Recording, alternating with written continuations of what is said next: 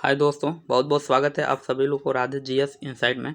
और आज की वीडियो में हम लोग पीडब्ल्यू का जो यूपीपीसीएस का जो उत्तर प्रदेश स्पेशल से संबंधित नोट्स है, इस नोट्स को हम लोग देखेंगे। और चूँकि रिवीजन के लिए काफ़ी अच्छा नोट्स है। इसमें जितने भी फैक्ट दिए गए हैं काफ़ी एग्जाम से किसी न किसी एग्जाम में पूछा गया है, या जो भी फैक्ट है वो काफ़ी एग्जाम के दृष्टि से काफ़ी महत्वपूर्ण है। तो चूँकि नोट्स बहुत ज़्यादा है, वो थोड़ा बड़ा है, तो इसको हम लोग ज़्यादा इसमें ज़्यादा एक्सप्लेन नहीं करेंगे, बस साथ में पढ़ते जाएंगे, या जहाँ मुझे लगेगा कि थोड़ा कुछ बताने वाली ज़रूरत की चीज़ें होंगी वहाँ बता देंगे। और साथ में आप लोग भी रिवीजन करते जाइए। और स्टार्ट करने से पहले एक बात कहूँगा कि जो भी लोग चैनल को सब्सक्राइब नहीं किए हैं, सब्सक्राइब कर लीजिए, ताकि जब भी अगला वीडियो डाला जाए तो इसका नोटिफिकेशन आप लोगों के पास पहुँच सके। तो स्टार्ट करते हैं। पहला कि ये पहला ई कह रहा है कि उत्तर वैदिक युग में उत्तर प्रदेश यूपी को ब्रह्म ऋषि देश या मध्य देश के रूप में और ब्रिटिश काल में संयुक्त प्रांत के रूप में मान्यता दी गई थी। ऊपर के लाइन से यहाँ पे दो प्रश्न पूछा है, कि कई बार पूछा भी चुका है एग्जाम में, कि उत्तर प्रदेश को वैदिक युग में उत्तर वैदिक युग में किस नाम से जाना जाता था, तो ब्रह्म ऋषि देश के नाम से जाना जाता था। और ब्रिटिश काल में किस नाम से जाना जाता था, तो संयुक्त प्रांत के रूप में नाम से जाना जाता था। और 24 जनवरी 1950 को संयुक्त प्रांत का नाम बदलकर उत्तर प्रदेश कर दिया गया। अर्थात जो वर्तमान में उत्तर प्रदेश का नाम है, ये 24 जनवरी 1950 को परिवर्तित किया गया। ये भारत के उत्तर मध्य गंगा के मैदानी इलाकों में स्थित है। उत्तर प्रदेश जैसे विशाल राज्य में 2,40,928 वर्ग किमी है। अर्थात इसका कुल क्षेत्रफल कितना है, तो 2,40,028 किमी है। और इसकी कुल जनसंख्या देखें तो 204 मिलियन।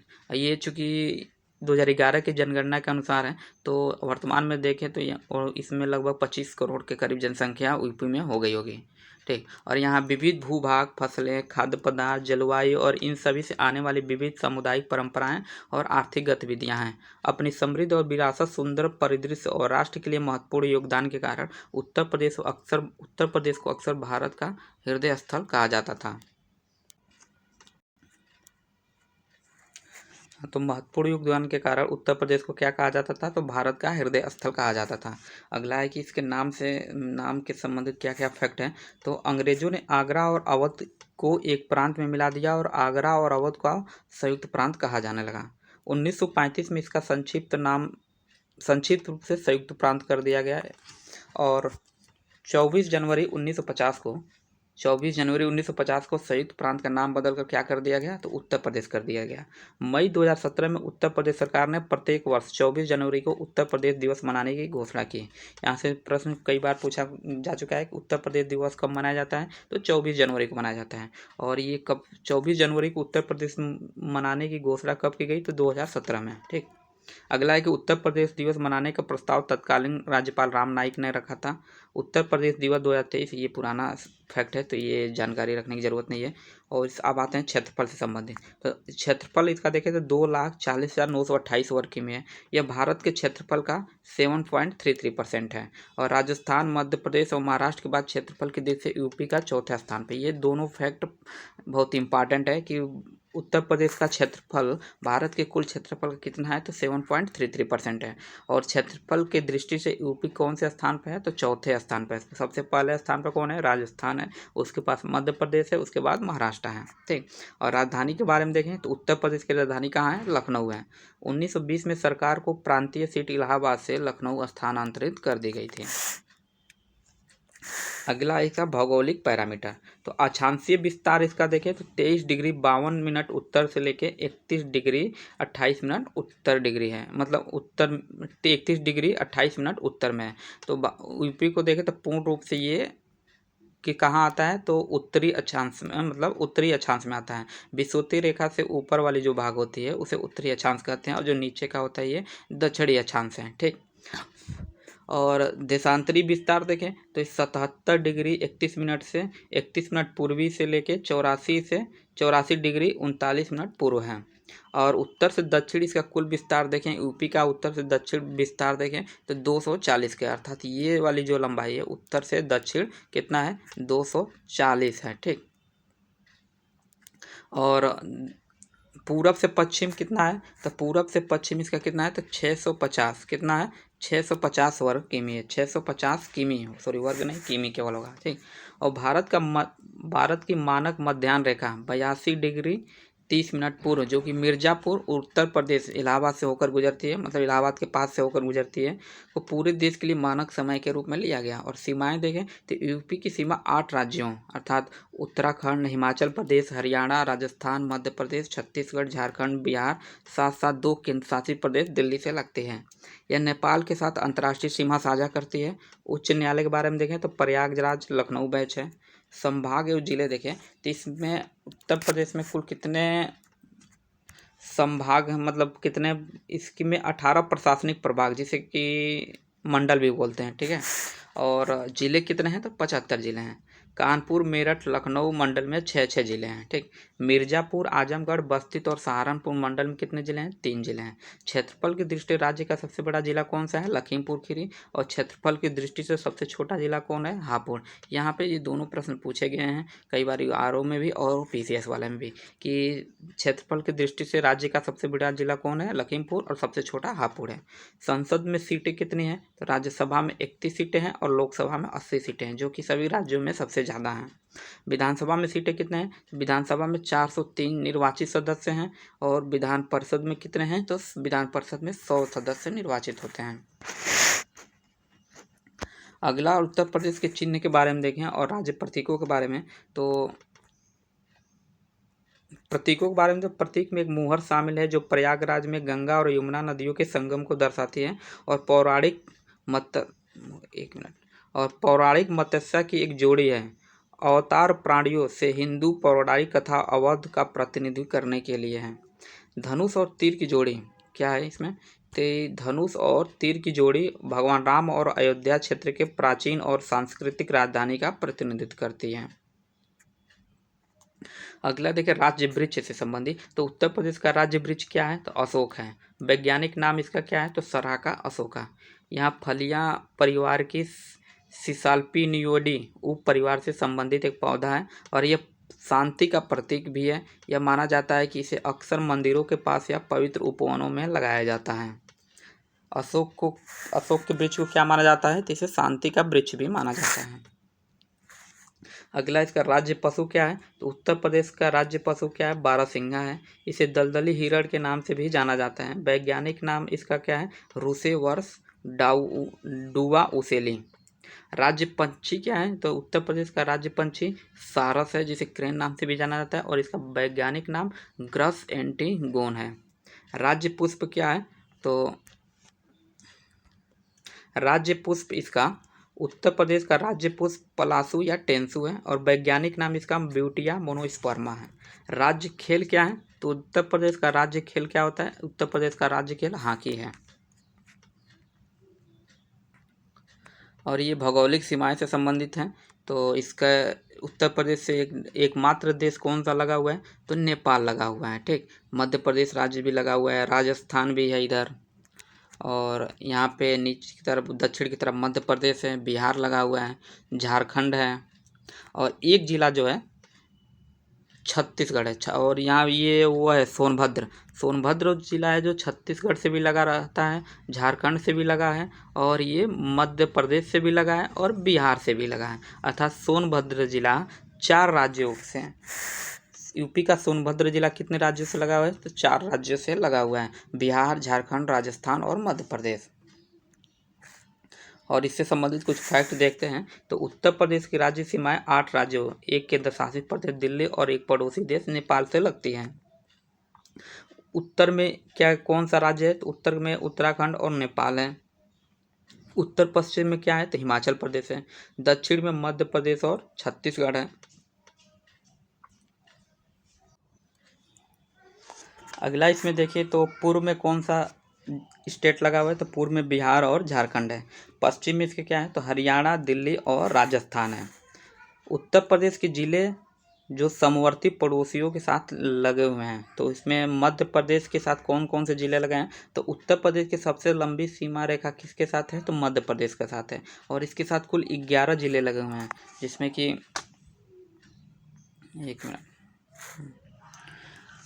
11 जिलों में आगरा, इटावा, जालौन, झांसी, ललितपुर, महोबा, बांदा, चित्रकूट, प्रयागराज, मिर्ज़ापुर और सोनभद्र जिला आता है।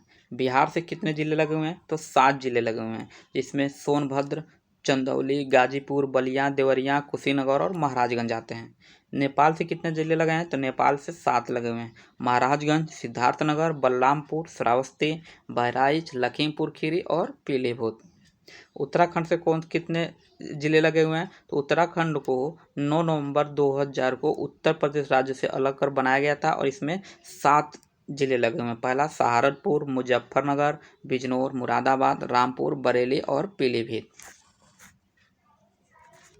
हरियाणा से कितने जिले लगे हैं? तो हरियाणा से 6 जिले लगे हैं, जिसमें सहारनपुर, बागपत, गौतम बुद्ध नगर, अलीगढ़, मथुरा और शामली हैं। राजस्थान से 2 जिले लगे हैं, जिसमें आगरा, मथुरा राजस्थान की सीमाएं साझा करते हैं। हिमाचल प्रदेश से मतलब सहारनपुर। झारखंड से कौन सा? एक ही है, सोनभद्र। छत्तीसगढ़ से कौन सा? एक ही है, सोनभद्र। दिल्ली से 2 जिले अर्थात गाजियाबाद और गौतम बुद्ध नगर की सीमा दिल्ली से लगी हुई है।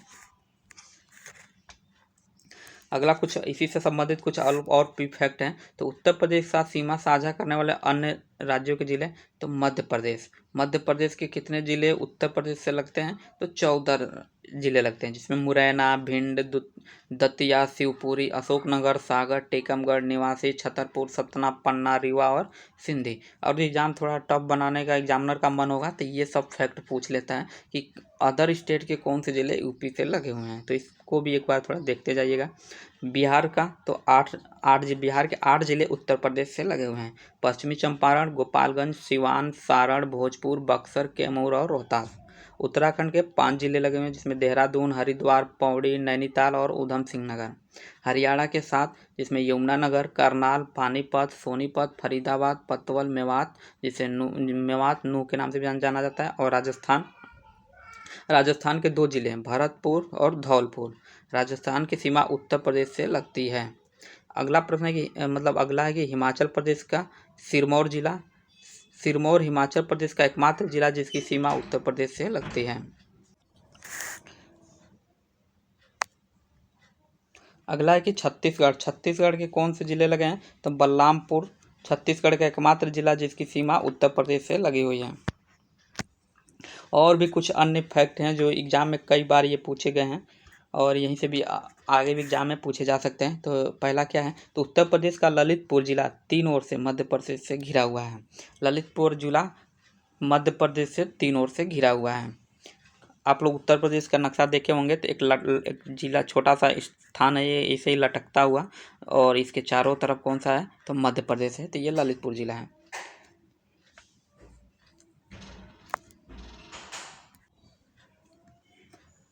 अगला है कि उत्तर प्रदेश के सोनभद्र जिले की सीमा 4 राज्यों बिहार, झारखंड, छत्तीसगढ़ और मध्य प्रदेश सीमा से लगी हुई है। अभी आपने ऊपर नक्शा में देखा ही कि ये जो सहारनपुर है, सोनभद्र है, वो 4 राज्यों से लगा हुआ है। उत्तर प्रदेश के सहारनपुर जिले की सीमाएं हरियाणा, हिमाचल प्रदेश और उत्तराखंड से लगी हुई हैं। 8 शहर मेरठ, मुजफ्फरनगर, गाजियाबाद, गौतम बुद्ध नगर, बुलंदशहर, बागपत, हापुड़, शामली, एनसीआर राष्ट्रीय राजधानी क्षेत्र में आते हैं। और यूपी का सबसे पूर्वी जिला कौन सा है? तो सबसे पूर्वी जिला कौन सा है? तो इधर देखिए, तो सबसे पूर्वी जिला ये आता है बलिया। क्या आता है? ये बलिया हो जाएगा, ठीक। और सबसे पश्चिमी जिला कौन सा है? तो सबसे पश्चिमी जिला ये शामली। कौन सा है? ये शामली है। और सबसे उत्तरी जिला, तो उत्तरी जिला पे यहाँ आ जाएगा सहारनपुर। क्या हो जाएगा? सहारनपुर। और सबसे दक्षिणी जिला तो ये सोनभद्र होगा, ठीक। सबसे दक्षिणी जिला सोनभद्र होगा। क्षेत्रफल की दृष्टि राज्य का सबसे बड़ा जिला कौन सा है? लखीमपुर खीरी है। क्षेत्रफल की दृष्टि सबसे छोटा जिला कौन सा है? हापुड़ है, जिससे 660 वर्ग किमी है, ठीक है। और जनसंख्या से संबंधित तो अभी कुछ फैक्ट देख लेते हैं। क्योंकि अभी 2021 की जनगणना नहीं हुई है, तो जितने भी एग्जाम होंगे 2011 की जनगणना के अनुसार ही प्रश्न पूछेंगे। तो इसमें जो भी महत्वपूर्ण फैक्ट है वो देखते हैं। तो विश्व की पहली जनगणना तब आयोजित की गई जब फिनलैंड स्वीडन का हिस्सा था, जो कि 1749 की बात है।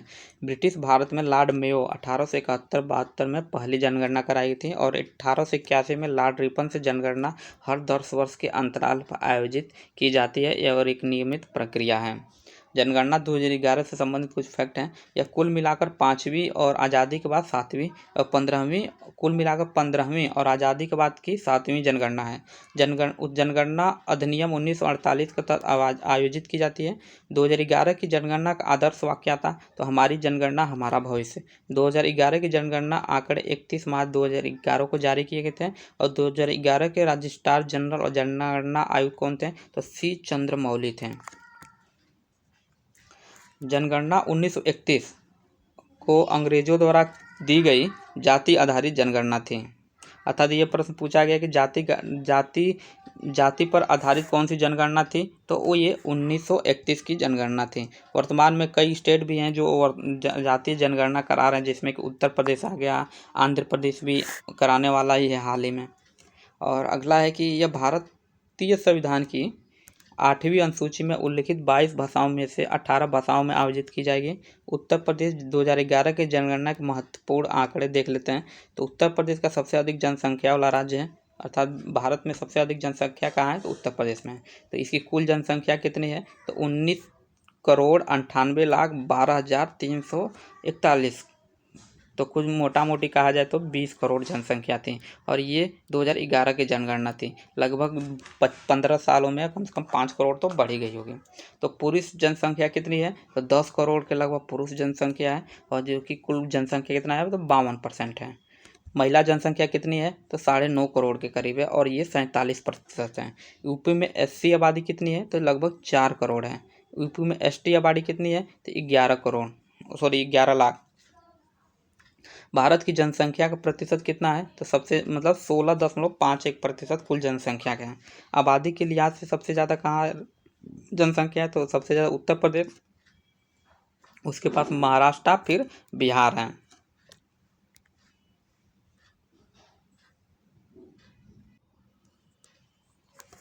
और जनसंख्या दशकीय वृद्धि देखें तो भारत की दशकीय वृद्धि 2001 से 2021 के बीच 11 के बीच में कितनी थी? तो 17.7% थी, जो कि उत्तर प्रदेश में 20.23% थी। शहरीकरण के मामले में 2011 जनगणना के अनुसार कितना था? तो 31.15% था, जो कि उत्तर प्रदेश कितना था? 82.28% था। जनसंख्या घनत्व कितना था? तो 382 वर्ग किमी था और ये उत्तर प्रदेश में 829 किमी वर्ग है। लिंग अनुपात कितना था? तो भारत में 943 था, जो कि उत्तर प्रदेश में 912 था। बाल लिंग अनुपात कितना था? पूरे भारत में 918 था, लेकिन उत्तर प्रदेश में 902 था। साक्षरता दर देखें तो 74.04% पूरे भारत में था और 67.7% यूपी में था। और पुरुष साक्षरता देखें तो भारत में 82.184% थी, तो और वही उत्तर प्रदेश में 77.28% थी। महिला साक्षरता पूरे भारत में 65.46% थी और उत्तर प्रदेश में 57.18% थी। जनसंख्या अनुसार जिलों की रैंकिंग, तो सर्वाधिक जनसंख्या वाला जिला कौन सा था? तो प्रयागराज था, जिसमें कि 59,54,391 जनसंख्या थी। शीर्ष 5 सबसे अधिक आबादी वाले जिले कौन से हैं? तो सबसे अधिक जब आबादी कहाँ पर है? तो सबसे अधिक आबादी है प्रयागराज में, उसके बाद मुरादाबाद आता है, फिर गाजियाबाद आता है, आजमगढ़, उसके बाद लखनऊ। न्यूनतम जनसंख्या वाला जिला सबसे कौन सा है? तो महोबा है। न्यूनतम 5 आबादी वाले जिले कौन से हैं? तो महोबा, चित्रकूट, हमीरपुर, श्रावस्ती, ललितपुर। और साक्षरता की दृष्टि से सबसे ज़्यादा रैंकिंग कौन सा जिला है? तो सर्वाधिक साक्षर जिले गौतम बुद्ध नगर हैं। शीर्ष 5 सर्वाधिक साक्षर जिला कौन सा है? तो ये गौतम बुद्ध नगर, उसके बाद कानपुर नगर, औरैया, इटावा, उसके बाद गाजियाबाद आता है। न्यूनतम साक्षरता की बात करें तो न्यूनतम साक्षरता श्रावस्ती में है और न्यूनतम साक्षरता वाले इन 5 जिले कौन से हैं? तो श्रावस्ती, बहराइच, बलरामपुर और बदायूं और रामपुर है।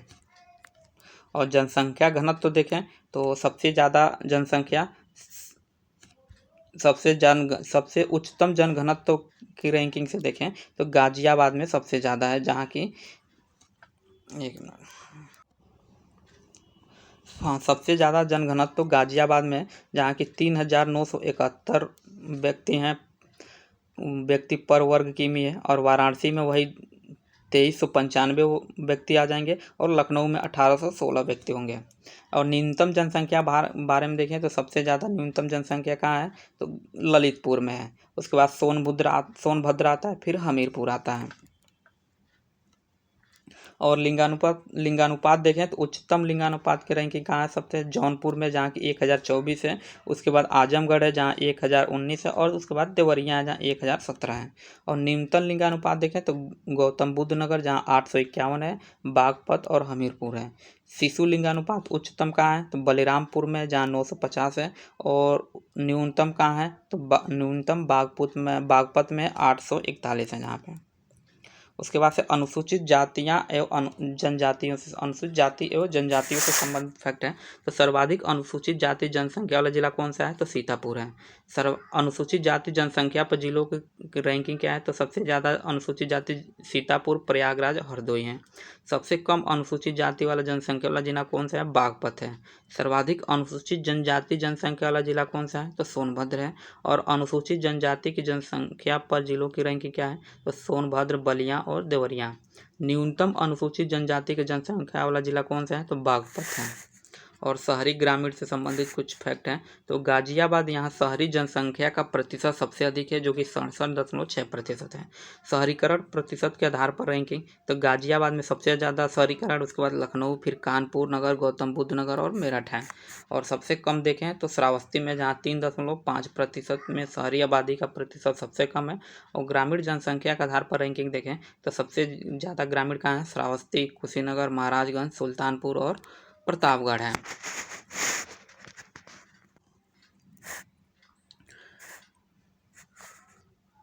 उसके बाद से दशकीय वृद्धि देखें 2001 से 2011 के बीच में कि कहाँ सबसे ज़्यादा हुआ था, तो गौतम बुद्ध नगर में 49.1% उच्चतम दशकीय वृद्धि की दर है।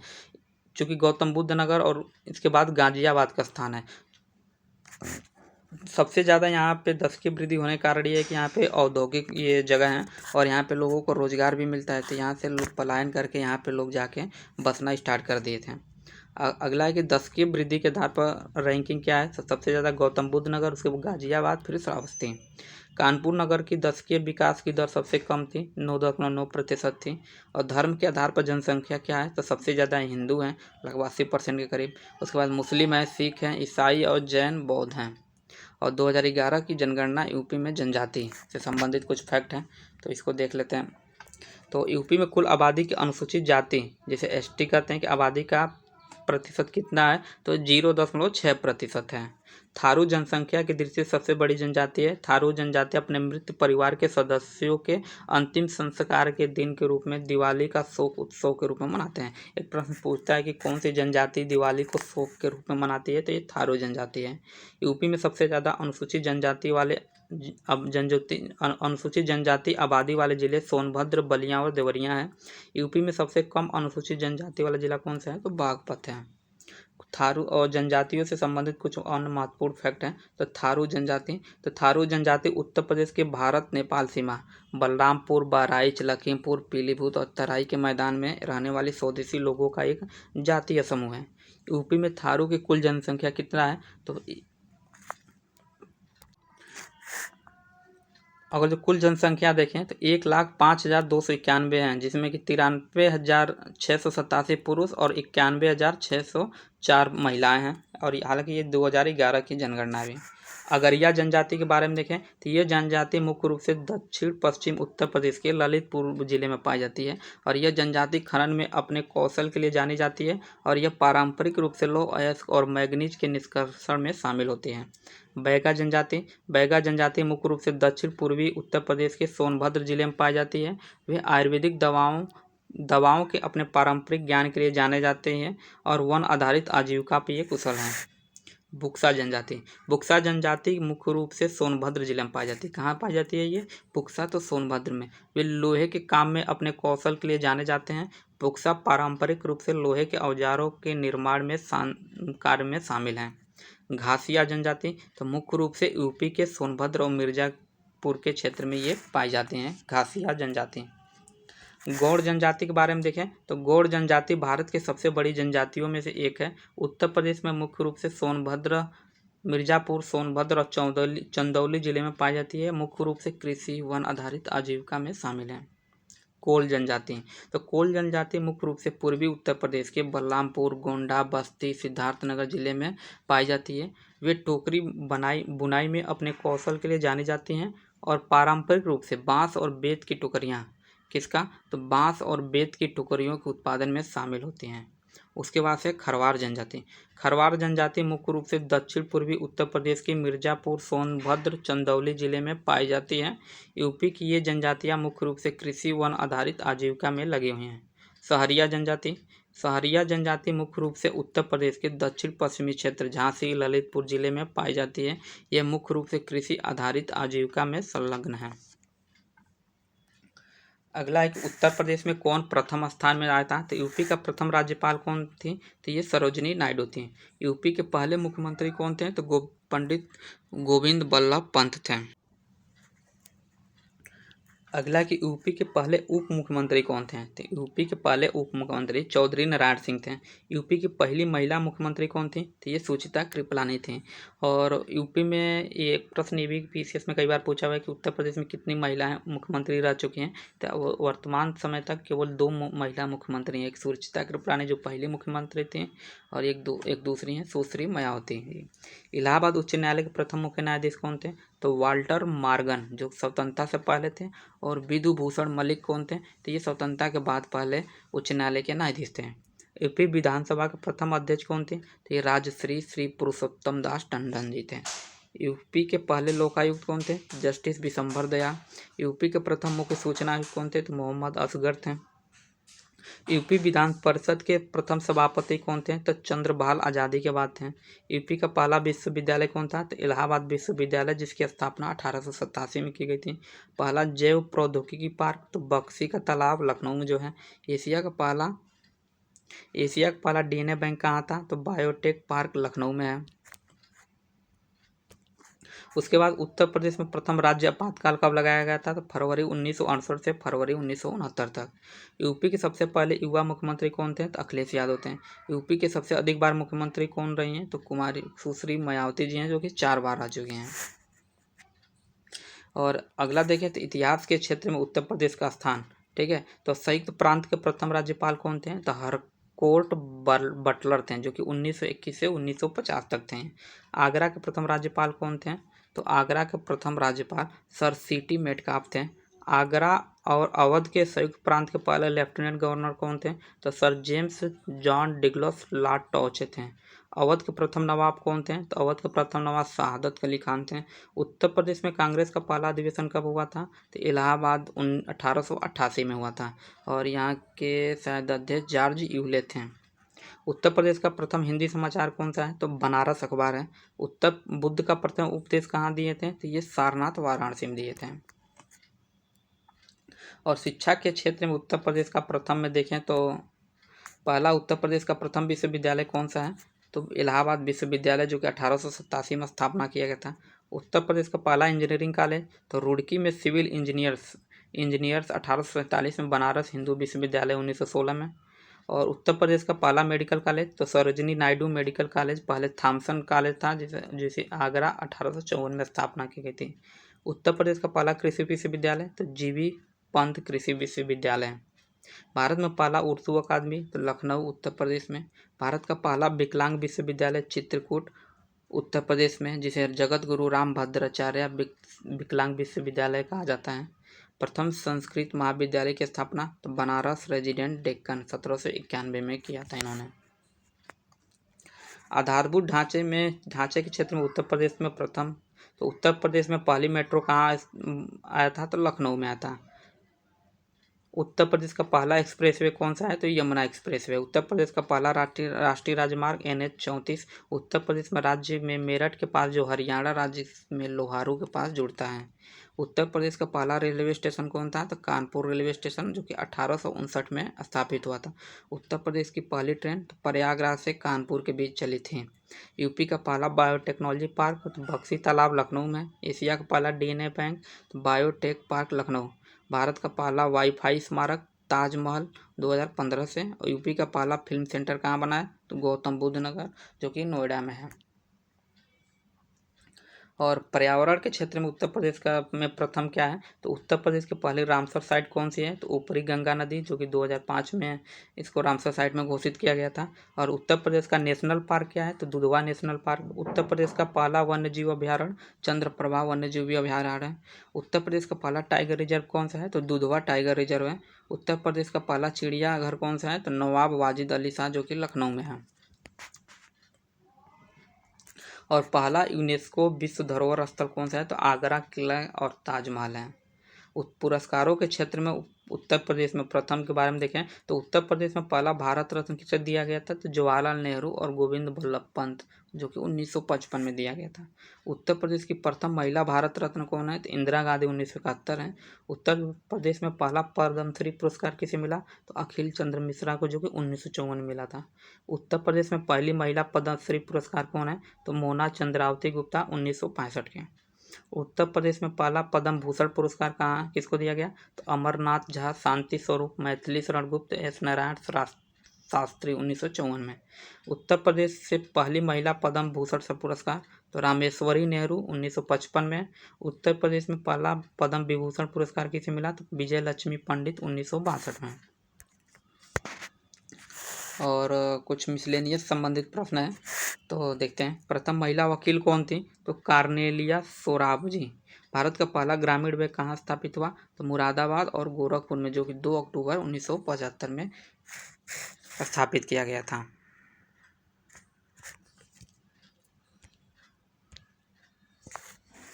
अगला है कि उत्तर प्रदेश में यूनेस्को विश्व धरोहर स्थल में शामिल कौन कौन सी जगह हैं, तो संयुक्त राष्ट्र शैक्षिक वैज्ञानिक और सांस्कृतिक संगठन यूनेस्को विश्व भर में मानवता के लिए उत्कृष्ट माने जाने वाली सांस्कृतिक और प्राकृतिक विरासत की पहचान, सुरक्षा, संरक्षण को प्रोत्साहित करना चाहते हैं।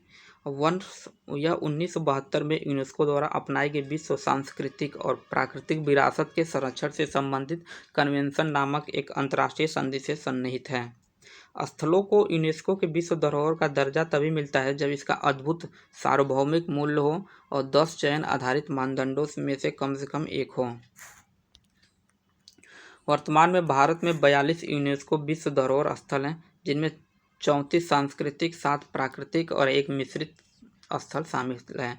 वर्तमान में 42 नहीं है, इसमें कुछ और भी बढ़ोतरी किया जा चुका है। चूँकि नोट से ये पुराना वाला है तो इसमें अभी अपडेट नहीं हुआ है, लेकिन ज़्यादा कुछ लेकिन पुराना ये तो, लेकिन सब के सब चीज़ें महत्वपूर्ण हैं इसमें। अगला है कि कंचनजंगा राष्ट्रीय उद्यान, तो ये सिक्किम एक मिश्रित स्थल है, सांस्कृतिक प्राकृतिक है, 1983 में भारत में 4 स्थलों को यूनेस्को के विश्व धरोहर स्थलों में शामिल किया गया था, अर्थात अजंता गुफाएं, एलोरा गुफाएं, आगरा किला और ताजमहल। सितंबर 2023 में इसी सूची में कलकत्ता में शांति निकेतन और कर्नाटक में होयसल से पवित्र मंदिर समूह को शामिल किया गया है। और उत्तर प्रदेश में यूनेस्को विश्व धरोहर स्थल में शामिल कौन कौन सी जगह हैं, तो पहला आगरा किला देख लेते हैं।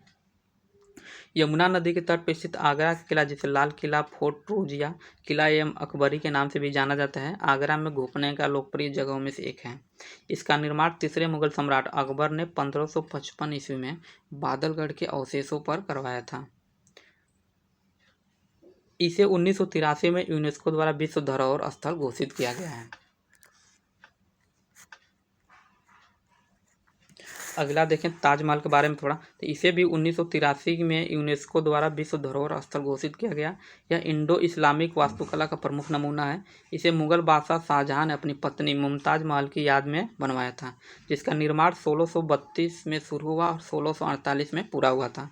उस्ताद अहमद लाहौरी ताजमहल का मुख्य वास्तुकार थे। उसके बाद आता है फतेहपुर सिकरी, तो इसे 1986 में यूनेस्को द्वारा विश्व धरोहर स्थल घोषित किया गया था। फतेहपुर सिकरी उत्तर प्रदेश, उत्तरी भारत में उत्तर प्रदेश राज्य के आगरा जिले में स्थित है। फतेहपुर सिकरी, जिसे विजय का शहर कहा जाता है, मुगल सम्राट अकबर 1556 से 1605 तक शासन किया ने अपनी राजधानी बनाया था और 1571 और 1573 के बीच इसका निर्माण कराया था। और उत्तर प्रदेश उत्तर प्रदेश में संभावित विश्व धरोहर स्थल, तो प्राचीन बौद्ध स्थल वाराणसी में सारनाथ। तो यह गंगा और वरुणा नदियों के संगम पर स्थित है। सारनाथ उत्तर प्रदेश के वाराणसी जिले में स्थित एक प्रतिष्ठित बौद्ध तीर्थ स्थल है। यहाँ पर बोध गया में ज्ञान प्राप्त करने के बाद बुद्ध ने अपना पहला उपदेश अपने 5 शिष्यों को दिया था। यह प्राचीन बौद्ध स्थल 1988 से यूनेस्को का अस्थायी सूची में शामिल है, जिसे स्मारकों के 2 समूह शामिल हैं। और दूसरा है कि ऐतिहासिक शहर वाराणसी का प्रतिष्ठित नदी तट। तो ये पवित्र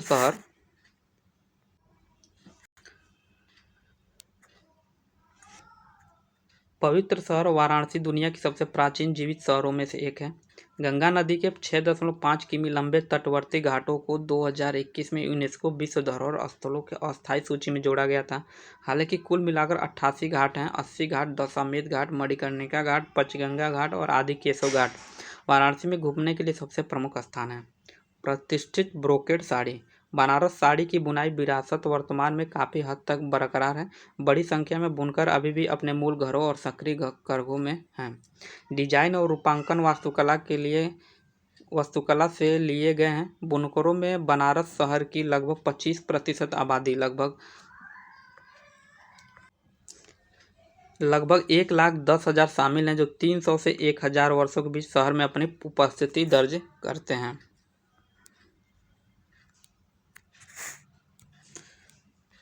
अन्य जगह देखें तो उत्तर प्रदेश के महत्वपूर्ण स्थान के बारे में, तो भारतीय सब्जी अनुसंधान कहाँ है, तो ये वाराणसी में है।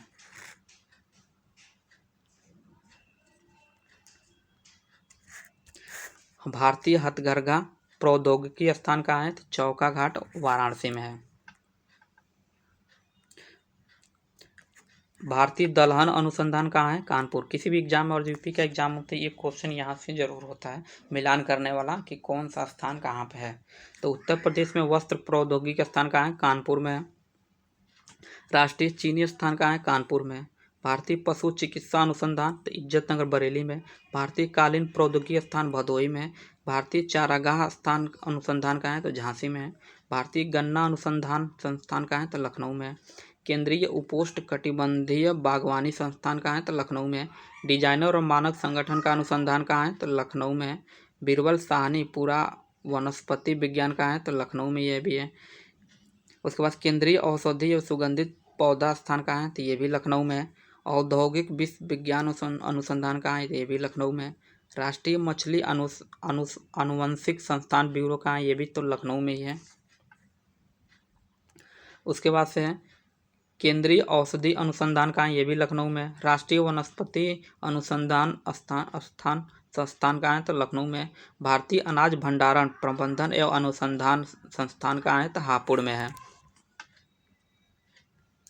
अगला प्रश्न है उत्तर प्रदेश के प्राचीन इतिहास से संबंधित कुछ फैक्ट हैं।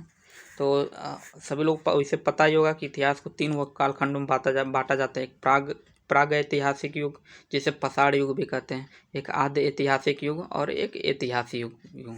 प्राग ऐतिहासिक युग उस युग कहा जाता है जिसमें कि इतिहास से संबंधित कोई भी साक्ष्य नहीं प्राप्त होते हैं, क्यों, और मतलब कोई लिखित साक्ष्य प्राप्त नहीं होते हैं।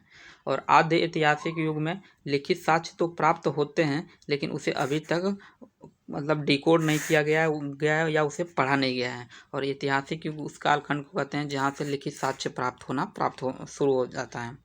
तो उत्तर प्रदेश में पसाड़ युग से लेकर हड़प्पा सभ्यता तक के स्थल देखें तो पूरा पसाड़कालीन स्थल, जिसे पत्थर के उपकरण इसमें प्राप्त हुए और ये क्वार्टजाइट से बना हुआ था, जिसमें बेलन घाटी, छतरपलिया, महूगढ़ और परिधिया प्रयागराज में। उत्खनन इसका कौन कराया था, तो GR शर्मा, जो इलाहाबाद विश्वविद्यालय के प्रोफेसर थे।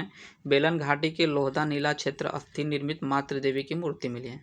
सोनभद्र में सिंगरौली घाटी, चंदौली में चकिया, बांदा जिले में निही और गोपीपुर स्थल, मतलब यहाँ से पूरा पसाड़कालीन स्थल मिले हैं। उसके बाद से आते हैं मध्य पसाड़ स्थल। पूरा पसाड़ काल की तुलना में छोटे पत्थर के उपकरण यहाँ प्राप्त होते हैं। और ये प्रतापगढ़ जिला से, जो कि सराय नहर राय, जो 15 मानव कंकाल मिले हैं, माधहा से मिला है, और दमदमा, यहाँ एक मानव कब्र में 3 मानव कंकाल पाए गए हैं। उसके बाद आता है चौपानी मांडो। प्रयागराज में झोपड़ियों और मिट्टी के बर्तनों के साक्ष्य मिले हैं। मिर्जापुर जिला, मोरहना पहाड़, रथों और घोड़ों का शैलचित्र। सुहागी घाट, विश्व का पहला स्थल 1867 से 68 में शैलचित्रों की खोज हुई थी। इसकी खोज आर्कीबाल्ड कार्लाइल ने की थी। बघाई खोर, लेखइयाँ, बैधा पुरहियाँ। नवपसाड़ स्थल के बारे में देखें तो नवपसाड़ स्थल संत कबीर नगर में लहुरा देव से मिला था और धान की भूसी के अवशेष मिले हैं। और वर्तमान अनुसंधान के अनुसार सबसे पहला धान मतलब खाद्य जो मिला है ये लहुरा देव से ही अब माना जा रहा है। अगला है कि पत्थर के औजार मध्य पसाड़ की तुलना में छोटे और अधिक धारदार थे। भारत में सबसे पुराना नवपसाड़ स्थल जो काटने और जलाने वाली भूमि का साक्ष्य प्रदान करता है। नवपसाड़ काल से ही स्थल जो काटने और जलाने वाली कृषि के साक्ष्य प्राप्त होते हैं, अर्थात आग का भी आविष्कार यही नवपसाड़ काल में हुआ था। प्रयागराज जिले में कोल्डिहवा मिट्टी के बर्तन के टुकड़ों में धान के दाने, भूसी और पुआल के अवशेष। विश्व में धान चावल सबसे पहला साक्ष्य यहीं से मिला है, प्रयागराज में महागरा जिला। सिंधु घाटी स्थल देखें तो ताम्र पसाड़ काल जिसे कहा जाता है, अर्थात तांबा और प्लस पसाड़ मतलब इस समय हथियार जो औजार बनाए गए थे तांबा और पसाड़ से मिलाकर बना गया था, इसलिए इसे ताम्र पसाड़ काल भी कहा जाता है। और इसमें तांबे के उपकरण भूरे रंग से रंगे हुए मिट्टी के बर्तन मिले हैं। और इस सिंधु घाटी से संबंधित कौन से स्थल उत्तर प्रदेश में, तो आलमगीरपुर मेरठ जिले में हिंडन नदी पर है और ये सिंधु घाटी सभ्यता का सबसे पूर्वी जिला मतलब पूर्वी स्थान भी है। इसकी खोज 1959 में यज्ञदत्त शर्मा ने की थी। आईबीसी का सबसे पूर्वी स्थल है। इंडस वैली सिविलाइजेशन का सबसे पूर्वी स्थल का है यही है। इसे हुलास और बाढ़ गांव के नाम से भी जाना जाता है। मंडी और कैराना सहारनपुर जिला में, सनौली बागपत जिला में और मानपुर बुलंदशहर जिला में है। और उत्तर प्रदेश में ऐतिहासिक युग से संबंधित कुछ फैक्ट हैं तो उसको देखें तो इसे लौह युग भी कहा जाता है। लोहे के औजार और कलाकृतियों के कारण सबसे महत्वपूर्ण साक्ष्य कहाँ से, चंदौली जिले में मल्हार स्थान से। अहिछत्र, बरेली, हस्तिनापुर, मेरठ, अंतरजी, खेड़ा, एटा, मथुरा, श्रावस्ती, कांपिल्य, फर्रुखाबाद से लौह युग के औजारों के साक्ष्य मिले हैं। उसके बाद चित्रित धूसर मृदभांड और उत्तरी काले पालिश मृदभांड पाए गए हैं। उत्तर प्रदेश वैदिक युग की सभ्यता जो कि 1500 ईसा पूर्व से 600 ईसा पूर्व तक होती है। तो आर्यावर्त नामक क्षेत्र का हिस्सा जिसका उल्लेख ऋग्वेद जैसे प्राचीन भारतीय ग्रंथों में मिलता है। ऋग्वेद, यजुर्वेद, सामवेद, अथर्ववेद हिंदू धार्मिक और दार्शनिक परंपराओं की नींव की रचना है, इसी समय के दौरान की गई थी। ऋग्वैदिक काल के बारे में देखें तो जो कि ये 1500 से लेके 1000 ईसा पूर्व के पहले बारे में बताता है। तो इस काल की जानकारी का प्रमुख स्रोत ऋग्वेद है। और उत्तर वैदिक काल ये वैदिक संस्कृति का विस्तार उत्तर भारत से लेकर पूर्वी बंगाल, उत्तर प्रदेश आदि तक हुआ था। कुरु और पंचाल जैसे बड़े राज्य मध्य देश, गंगा, सरस्वती का दोआब क्षेत्र हिस्सा थे। कुरु साम्राज्य का क्षेत्र मेरठ, दिल्ली, थानेश्वर तक फैला हुआ था। राजधानी हस्तिनापुर आसनदीवत में थी। महाभारत की कहानी कुरु वंश से जुड़ी हुई है। कुरु का विस्तार बरेली, बदायूं, फर्रुखाबाद, राजधानी कांपल्य तक था।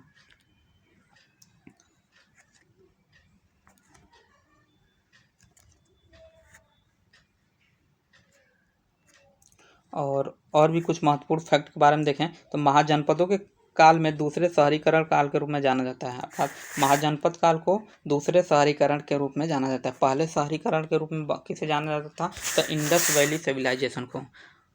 तो 6ठी शताब्दी में ईसा पूर्व के दौरान पूर्वी उत्तर प्रदेश और मध्य और पश्चिमी बिहार में उभरा। उत्तर प्रदेश में महाजनपदों के विस्तार में उपजाऊ भूमि, समृद्ध कृषि, बड़ी मात्रा में लौह अयस्क और गंगा यमुना नदी की उपस्थिति के कारण पानी की उपलब्धता प्रमुख योगदानकर्ता बन गए। अगुंतर निकाय किसमें, तो अगुंतर निकाय महावस्तु जैसे बौद्ध ग्रंथों और भगवती सूत्र जैसे जैन साहित्य में 16 महाजनपदों की सूची मिलती है, जिसमें उत्तर प्रदेश में 8 महाजनपद मिलते हैं। कुरु, पांचाल, सूरसेन, वत्स, कौशल, मल्ल, काशी, चेदी उत्तर प्रदेश में संबंधित है। अर्थात कुल कितने महाजनपद उत्तर प्रदेश से संबंधित हैं, तो 8 महाजनपद उत्तर प्रदेश से संबंधित हैं। तो इसमें पहला देखते हैं कुरु। तो कुरु इस राजधानी इसकी कहाँ थी, इंद्रप्रस्थ। और आधुनिक स्थान देखें तो इसका मेरठ से दिल्ली तक जाता है। यह सरकार का गणतांत्रिक रूप में चला था। महाकाव्य महाभारत कुरु वंश की 2 शाखाओं के बीच संघर्ष का व्याख्या करता है। दूसरा है कौशल।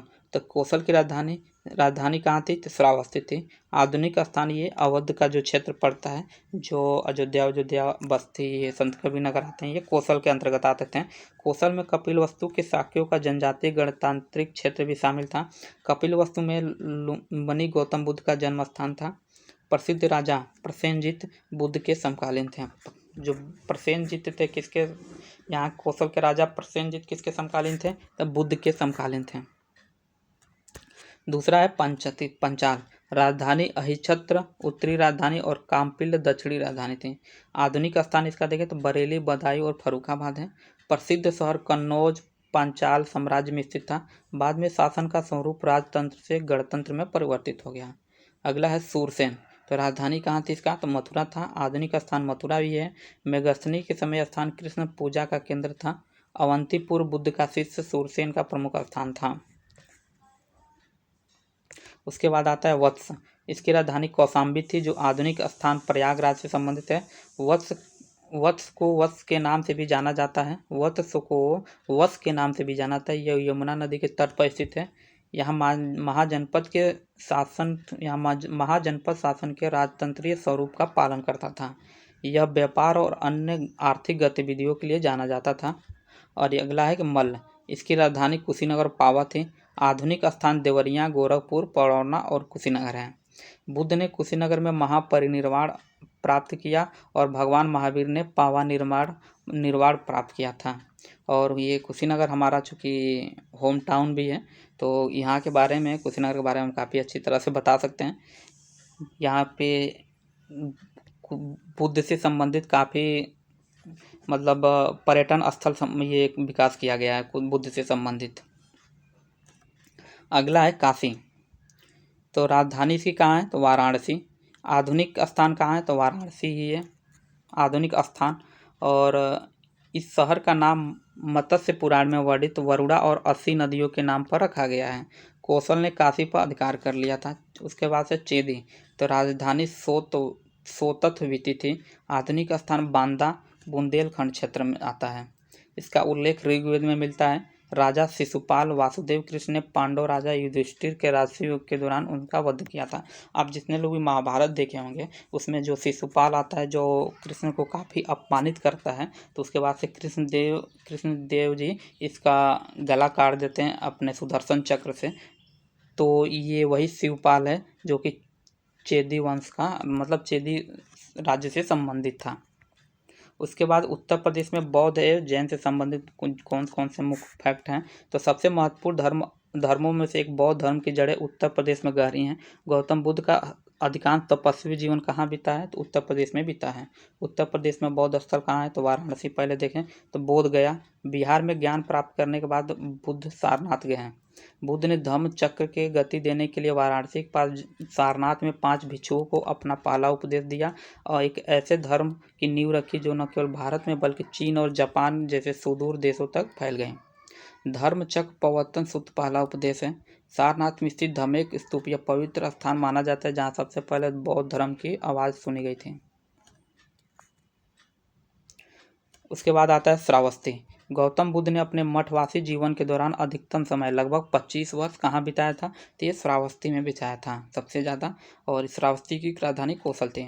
बुद्ध ने 19 वर्षा ऋतु जेतवन मठ और 6 वर्षा ऋतु पुब्बाराम मठ दोनों श्रावस्ती में ही थे, इसे यहाँ पर बिताई थी। बुद्ध ने सबसे अधिक प्रवचन श्रावस्ती में ही दिए थे। उसके बाद श्रावस्ती की पहचान राप्ती नदी के तट पर स्थित सहेत महत के अवशेषों से की गई है।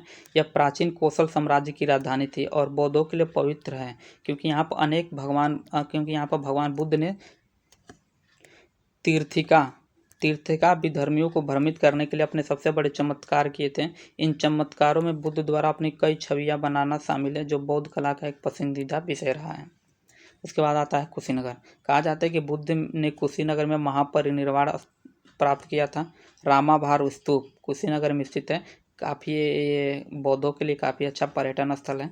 और ये माना जाता है कि जो बौद्ध के अवशेष हैं इसी रामाभार स्तूप के नीचे भी कुछ मतलब विसर्जित किए गए हैं। उसके बाद से इसे बौद्ध की राख इसे बुद्ध की राह के एक हिस्से पर बनाया गया है, जहाँ प्राचीन मल्लों ने उनका अंतिम संस्कार किया गया था। और रामाभार स्तूप जो 49 फीट लंबा है और एक बड़ा ईंट का टीला है, यह बुद्ध का अंतिम संस्कार किया गया था।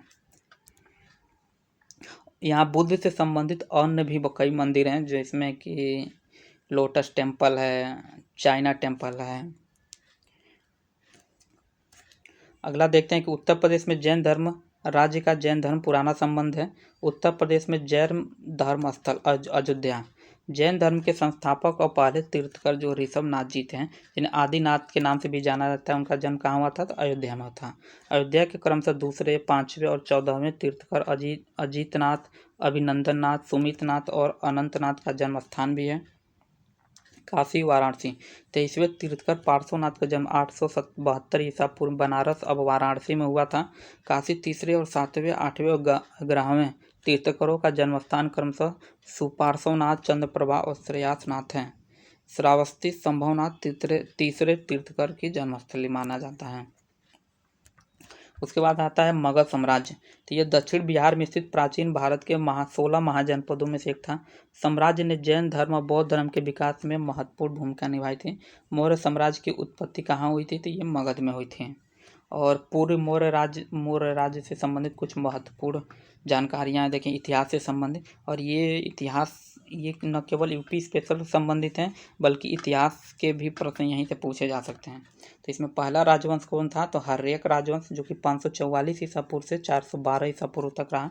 और इस राजवंश के कालक्रम के बारे में देखें तो बिंबिसार पहले हुआ, उसके लड़का अजातशत्रु था, अजातशत्रु का लड़का उदयन था।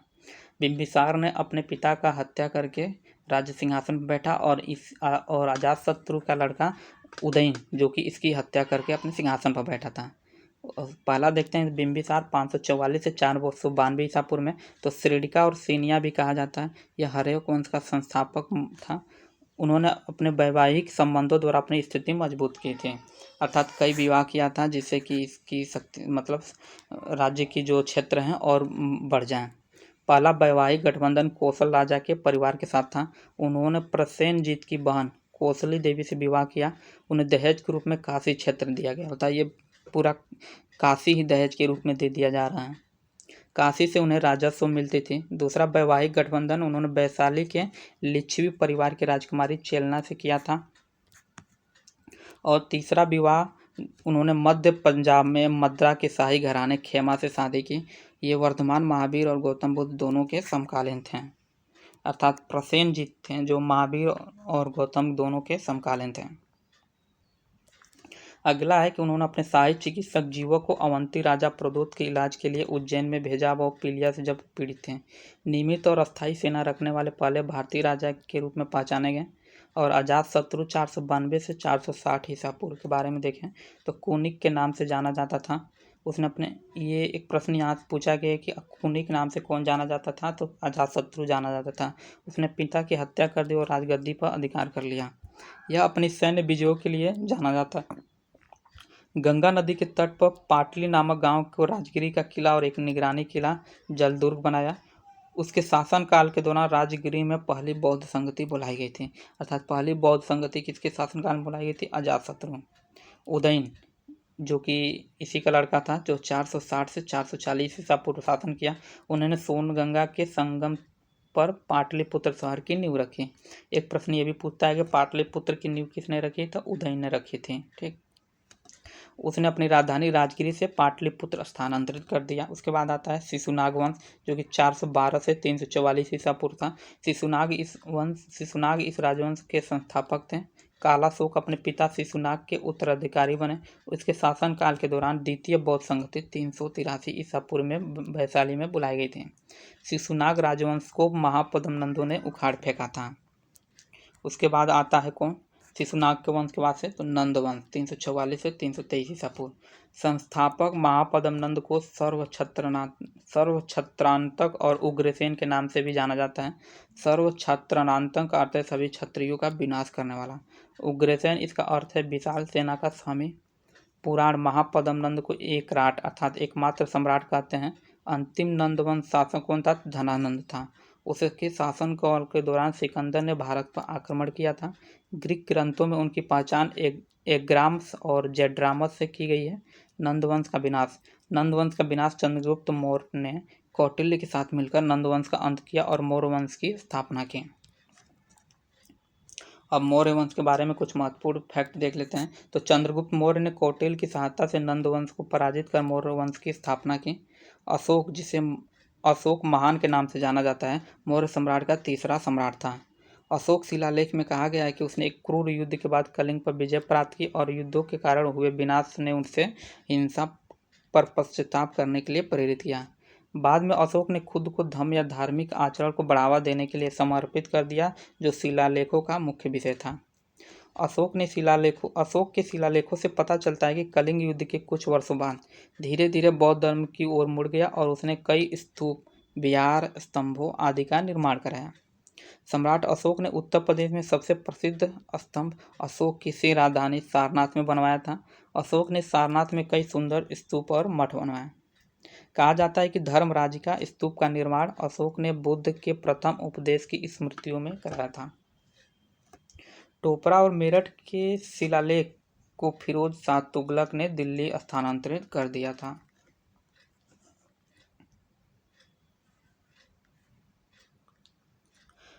अगला कुछ फैक्ट अशोक के स्तंभ और शिलालेख के बारे में देखते हैं। तो शिलालेख कहाँ से प्राप्त हुआ है? मेरठ से। स्तंभ शिलालेख या विच्छेद शिलालेख, तो ये सारनाथ से प्राप्त हुआ है। स्तंभ शिलालेख 1 से लेकर 6 तक, रानी का शिलालेख, विच्छेद शिलालेख। तो प्रयागराज प्रारंभिक रूप से कौशाम्बी में स्थित। अशोक ने संघ के सदस्यों से रैंकों में विभाजन पैदा करने से परहेज करने को कहा। मुगल सम्राट जहांगीर ने इसे इलाहाबाद के किले में स्थानांतरित कर दिया।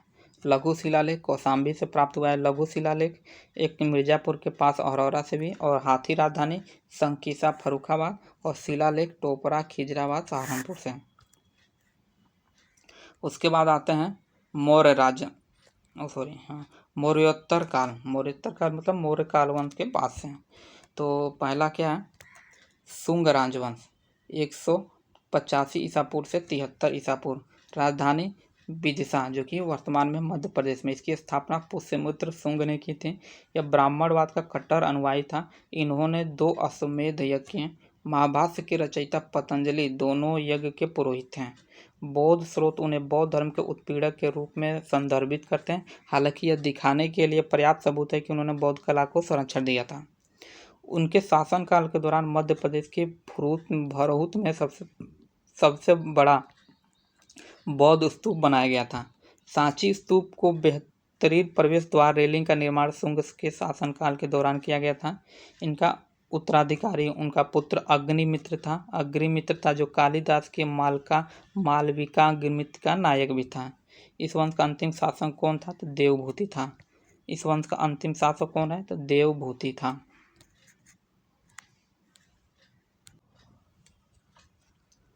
अगला है कंडवंश, जो कि 73 ईसा पूर्व से 28 ईसा पूर्व आए, और वासुदेव कंड ने कण्व वंश की स्थापना की थी। उसके बाद सातवाहन वंश, जो कि 60 ईसा पूर्व से 225 ईस्वी तक थे, और इसे आद्र भी कहा जाता है। सिमुक इस राजवंश के संस्थापक थे। और तीसरे राजा श्री सतकर्णी, जिन्होंने पश्चिमी मालवा और बरार पर विजय प्राप्त की थी। इस वंश का 17वां राजा हाल था। वो अपनी पुस्तक गाथा सप्तशती के लिए प्रसिद्ध हुए, जिसे सतसई भी कहा जाता है। गौतमी पुत्र सतकर्णी, जो 106 से 130 ईस्वी तक शासन किया, इस वंश का सबसे महान शासक था।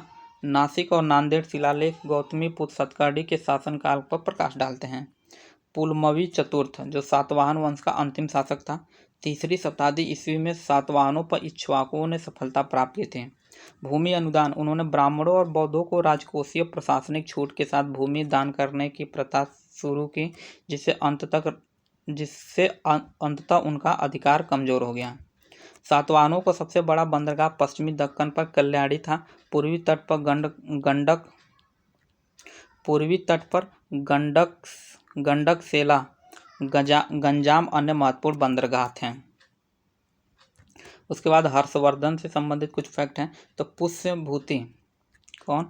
तो पुष्य भूति राजवंश या वर्धन राजवंश गुप्त साम्राज्य के पतन के बाद सामने आया। पुष्य भूति वर्धन वंश का संस्थापक था। हर्षवर्धन वर्धन साम्राज्य का अंतिम शासक था, जो इस्लामी आक्रमण से पहले प्राचीन भारत का अंतिम महान सम्राट था।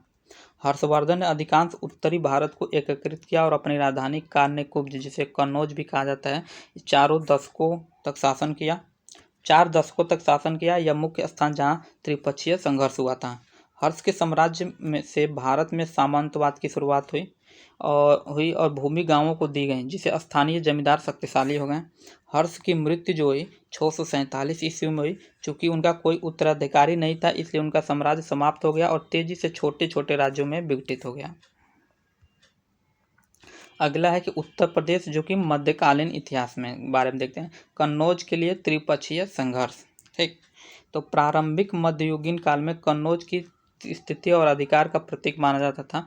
कन्नौज हर्षवर्धन के साम्राज्य की पूर्व राजधानी थी और इसका नियंत्रण उत्तरी भारत पर राजनीतिक प्रभुत्व का प्रतिनिधित्व करता था। त्रिपक्षीय उसके बाद से त्रिपक्षीय संघर्ष में पाल, प्रतिहार, राष्ट्रकूट शामिल थे। एक प्रश्न यहाँ से पूछता है कि त्रिपक्षीय संघर्ष में कौन कौन शामिल थे, तो पाल, प्रतिहार और राष्ट्रकूट शामिल थे। पालों ने भारत के पूर्वी क्षेत्रों बंगाल क्षेत्र पर शासन किया। प्रतिहारों ने भारत के पश्चिमी क्षेत्रों अवंती, जालौर क्षेत्र पर शासन किया और राष्ट्रकूटों ने दक्कन क्षेत्र पर शासन किया। त्रिपक्षीय संघर्ष 2 शताब्दियों तक चला। अंततः राजपूत प्रतिहार सम्राट नागभट्ट द्वितीय ने विजय हासिल की। उसके बाद आता है दिल्ली सल्तनत।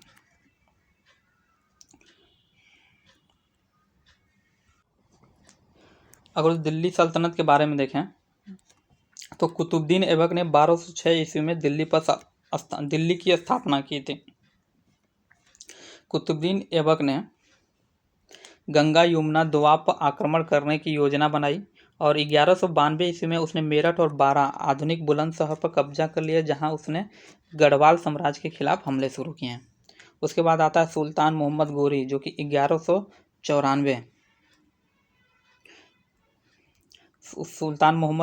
1194 ईस्वी में भारत आया था। उसने यमुना नदी पार की और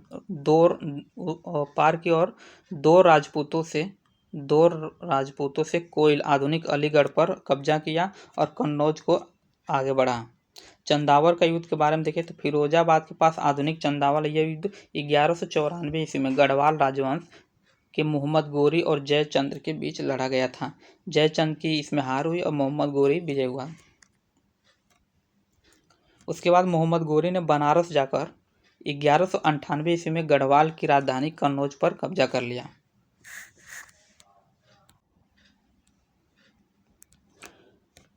इस अभियान के दौरान मोहम्मद गोरी ने बनारस जाकर 1198 की ईस्वी में गढ़वाल की राजधानी पर कब्जा कर लिया और इसी अभियान के दौरान बौद्ध शहर सारनाथ को भी लूट लिया। फिर उसके बाद से 1197 से 98 ईस्वी में ऐबक ने वर्तमान उत्तर प्रदेश बदायूं पर कब्जा कर और गढ़वाल की पूर्व राजधानी वाराणसी पर भी कब्जा कर लिया, जो गौरी के नियंत्रण से बाहर हो गई थी। फिर उसके बाद से 1202 ईस्वी में ऐबक ने चंदेल शासक के एक महत्वपूर्ण किले कालिंजर यूपी में के, जो कि बांदा जिले में स्थित है, पर कब्जा कर लिया और दिल्ली सल्तनत ने उत्तर प्रदेश के कुछ हिस्सों पर शासन किया 1206 से 1526 तक। यह क्षेत्र गुलाम वंश, खिलजी वंश, तुगलक वंश और लोधी वंश जैसे प्रमुख राजवंशों के नियंत्रण में आया था। और यहाँ से कुछ इतिहास के भी फैक्ट मतलब क्लियर होते जाएंगे। पहला देखते हैं गुलाम वंश। एक क्रम भी पूछ देता है कि कौन वंश पहले आया, कौन वंश बाद में आया। तो पहले गुलाम वंश, जो कि 1206 से 1290 तक था। कुतुबुद्दीन ऐबक कौन था, तो कुतुबुद्दीन ऐबक ने 1206 ईस्वी में दिल्ली सल्तनत और गुलाम मामुलुक राजवंश की स्थापना की और लाहौर को अपनी राजधानी बनाया। उसके बाद आता है इल्तुतमिश। इल्तुतमिश को दिल्ली सल्तनत का वास्तविक संस्थापक माना जाता है, क्योंकि यह दिल्ली पर शासन करने वाला पहला शासक था। सुल्तान बनने से पहले वो बदायूं का सूबेदार था। यहाँ 2 प्रश्न पूछता है कि दिल्ली का वास्तविक संस्थापक कौन था, तो इल्तुतमिश था। और इल्तुतमिश शासन करने मतलब सुल्तान बनने से पहले कहाँ का सूबेदार था, तो ये बदायूं का सूबेदार था। उसके बाद मिनहाज के अनुसार इल्तुतमिश ने अपने अभियानों की एक श्रृंखला में दिल्ली से बदायूं, अवध, बनारस और शिवालिक पर नियंत्रण का दावा किया। बदायूं की जामा मस्जिद का निर्माण किसने कराया था? तो इल्तुतमिश ने कराया था। उसके बाद आता है खिलजी वंश। हालांकि गुलाम वंश में और भी आते हैं, जिसमें रजिया सुल्तान थे, बलबन भी आता है। तो हालांकि चूंकि ये इतिहास का नहीं है, यूपी स्पेशल संबंधित है, तो यूपी जितने भी सल्तनत काल के राजा हैं जो थे और यूपी से जुड़े हुए थे, यूपी से या उनकी कुछ योगदान है यूपी में, तो उन्हीं सब भी फैक्ट को बस हम लोग देखा जा रहा है। तो उसके बाद आता है खिलजी वंश, जो कि 1290 से 1320 ईस्वी तक शासन किया, और इसकी स्थापना किसने किया था? तो जलालुद्दीन खिलजी ने किया था। जलालुद्दीन ने 1291 ईस्वी में अलाउद्दीन पूर्ववर्ती जलालुद्दीन का दामाद भी था कि ये कारा, जिसे काड़ा भी कहा जाता है, कौशाम्बी जिले में स्थित का नया गवर्नर नियुक्त किया। भिलसा पे एक लाभदायक छापे के बाद उन्हें 1296 ईस्वी में अवध का राज्यपाल बना दिया गया। फिर उसके बाद अमरोहा की लड़ाई। तो अमरोहा यूपी का एक जिला है जो मुरादाबाद जिले के पश्चिम में स्थित है। यह लड़ाई 1305 में मंगोल आक्रमण के बाद मंगोल सेना और अलाउद्दीन खिलजी की सेना के बीच में लड़ी गई थी। इस लड़ाई में मलिक नायक के नेतृत्व में अलाउद्दीन की मजबूत घुड़सवार सेना ने मंगोलों को हरा दिया था। उसके बाद आता है क्या? तो तुगलक वंश, जो कि 1320 से 1414 ईस्वी तक थी और गियासुद्दीन तुगलक द्वारा यह स्थापित किया गया था। मोहम्मद बिन तुगलक के उत्तराधिकारी फिरोज शाह तुगलक ने जौनपुर की स्थापना की थी। फिरोज शाह तुगलक ने फिरोजाबाद शहर की निर्माण किया, जिसे तुगलकाबाद के नाम से जाना जाता है, और फिरोज तुगलक वंश के लिए एक सैन्य चौकी और रणनीतिक आधार के रूप में कार्य करता था। उसके बाद आता है कि फिरोज शाह तुगलक ने कृषि उत्पादकता में सुधार के लिए पश्चिमी यमुना नहर की स्थापना की, जिसे ताज नहर के नाम से भी जाना जाता है। उसके बाद आता है सैयद राजवंश, जो कि 1414 से 1451 वर्ष मतलब 1451 ईस्वी तक था, जिसकी स्थापना खिज्र खान द्वारा किया गया था। उसके बाद आता है लोधी वंश, 1451 से 1526 ईस्वी तक। तो बहलोल लोधी द्वारा स्थापित किया गया था ये लोधी वंश, और बहलोल लोधी के शासनकाल की सबसे महत्वपूर्ण घटना जौनपुर सल्तनत के सरकी वंश की विजय थी। उसके बाद 1486 में अपने बड़े बेटे बारबक को जौनपुर के गद्दी पर बैठाया। 1504 में आगरा की स्थापना सिकंदर लोधी ने की थी। एक प्रश्न पूछता है कि आगरा की स्थापना किसने की थी? तो सिकंदर लोधी ने की थी। अपने राजधानी दिल्ली से आगरा स्थानांतरित की। उन्होंने खेती योग्य भूमि को मापने के लिए गज सिकंदरी की भी शुरुआत की। उसके बाद इब्राहिम लोधी सिकंदर लोधी के बाद आगरा गद्दी बैठा और 1526 में पानीपत की लड़ाई, जिसमें बाबर के द्वारा पानीपत की प्रथम लड़ाई हुई और पानीपत की पहली लड़ाई में बाबर से ये हार गया। उसके बाद एक सरकी वंश, सरकी वंश के बारे में थोड़ा सा देख लेते हैं। तो इसकी स्थापना 1394 में मलिक सरवर ख्वाजा जहाँ ने की थी। उन्होंने जौनपुर को अपनी राजधानी बनाया और इटावा से लेकर बंगाल, विंध्याचल से लेकर नेपाल तक शासन स्थापित किया। सरकी वंश के शासनकाल के दौरान जौनपुर को सिराज हिंद के नाम से जाना जाता था। एक प्रश्न पूछता है कि सिराज हिंद के नाम से किसे जाना जाता है? तो जौनपुर को। और अटाला मस्जिद, जामा मस्जिद, लाल दरवाज़ा सरकी वंश के प्रसिद्ध स्मारक हैं। इब्राहिम शाह सरकी ने जौनपुर की अटाला मस्जिद और झंझरी मस्जिद का निर्माण कराया था। एक प्रश्न पूछता है कि जौनपुर का अटाला मस्जिद और झंझरी मस्जिद का निर्माण किसने कराया था? तो इब्राहिम शाह ने कराया था। उसके बाद आते हैं बहलोल लोधी, जो कि 1479 में सरकी वंश का आक्रमण किया और जौनपुर पर कब्जा कर लिया।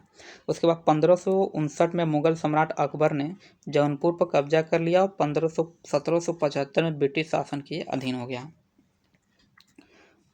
और उत्तर प्रदेश सल्तनत के कुछ महत्वपूर्ण वास्तुकला कौन से देख लेते हैं। तो जौनपुर, तो इसकी संस्थापक कौन था? तो फिरोज शाह तुगलक था।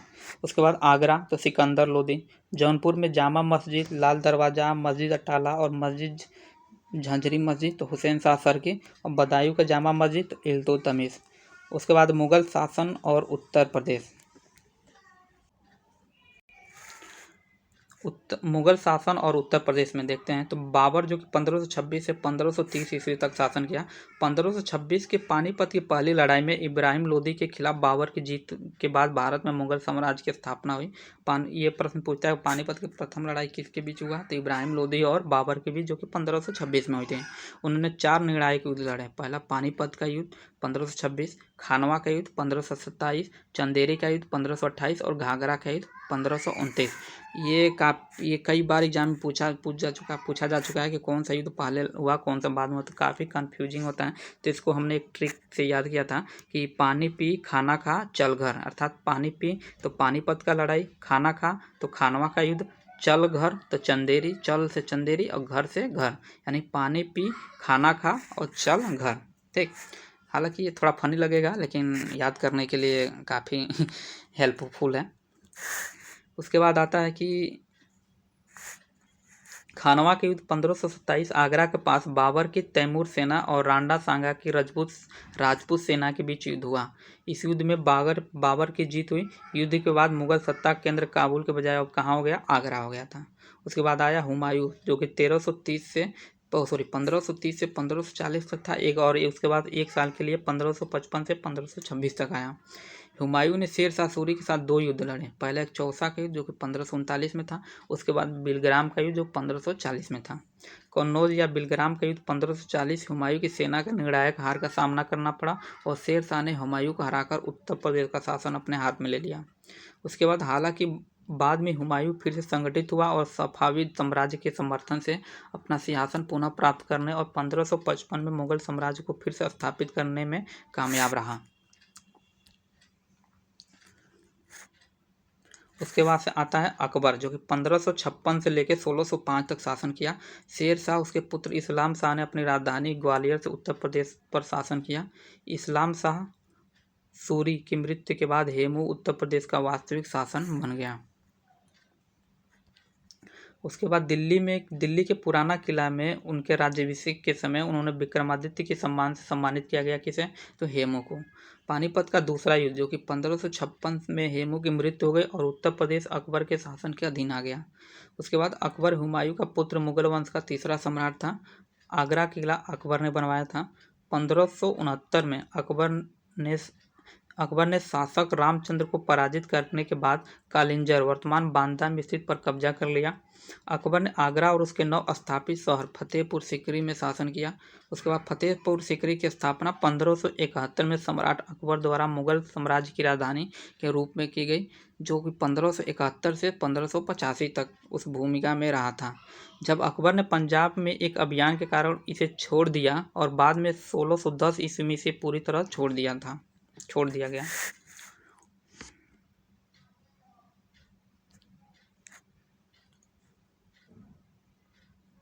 उसके बाद आता है अकबर ने गुजरात के शासक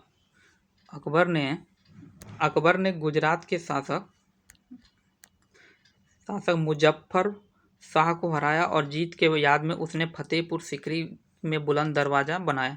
एक प्रश्न पूछता है कहाँ के विजय के उपलक्ष्य में फतेहपुर सीकरी का दरवाजा का निर्माण अकबर ने करवाया था, तो गुजरात विजय के उपलक्ष्य में।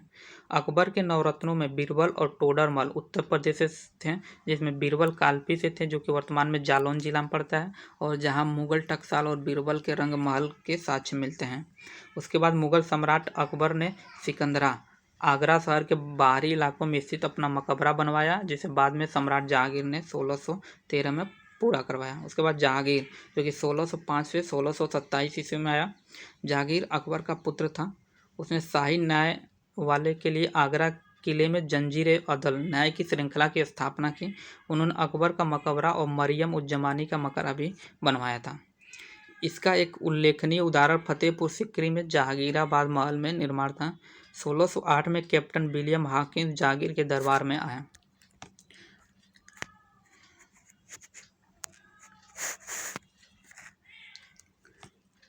ये 4-5 जो फैक्ट हैं ये सभी एग्जाम में पूछे गए हैं। ये नहीं, ये ऊपर वाला जहांगीर से संबंधित जितने भी फैक्ट हैं ये सभी पूछे गए हैं। 1608 में कैप्टन विलियम हॉकिंस जहांगीर के दरबार में आया था।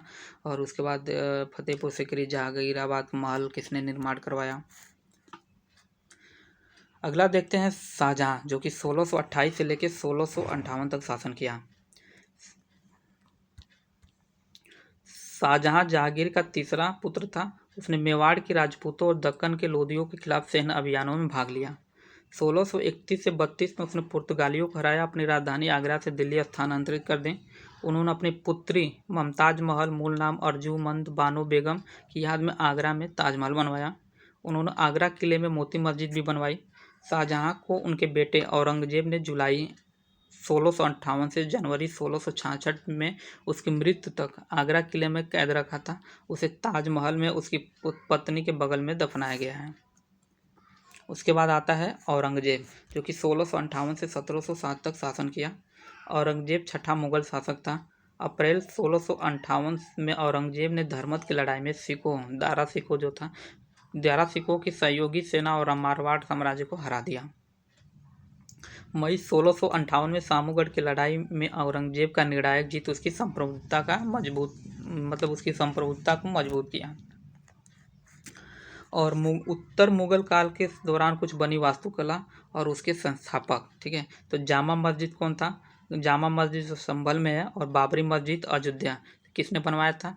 ये बाबर में। इस पे काफ़ी विवाद हो चुका है कि मंदिरों को तोड़ के बनाया गया था। अयोध्या में क्योंकि अब जहाँ पहले मस्जिद था वहाँ पूर्ण रूप से मंदिर बन गई है, और संभल में वर्तमान में काफ़ी इस पे विवाद चल रहा है।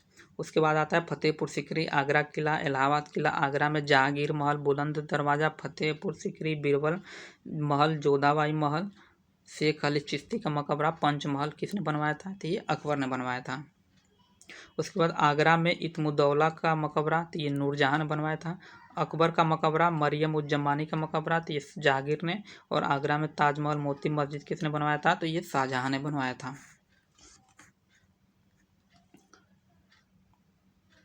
उसके बाद से है कि उत्तर प्रदेश के आधुनिक इतिहास। तो आज की वीडियो में हम लोग इतना ही देखेंगे, और जो शेष बचेगा अगले नेक्स्ट वीडियो में इसको पूर्ण कर लेंगे, और इसको कई बार रिवीजन कर लीजिएगा, ताकि ये जितने भी इसमें फैक्ट बताए गए हैं सभी महत्वपूर्ण हैं। तो और चैनल को सब्सक्राइब भी कर लीजिए, ताकि इसका जब भी कोई वीडियो डाला जाए तो इसका नोटिफिकेशन आप लोगों के पास पहुँच जाए। तो आज के लिए इतना ही।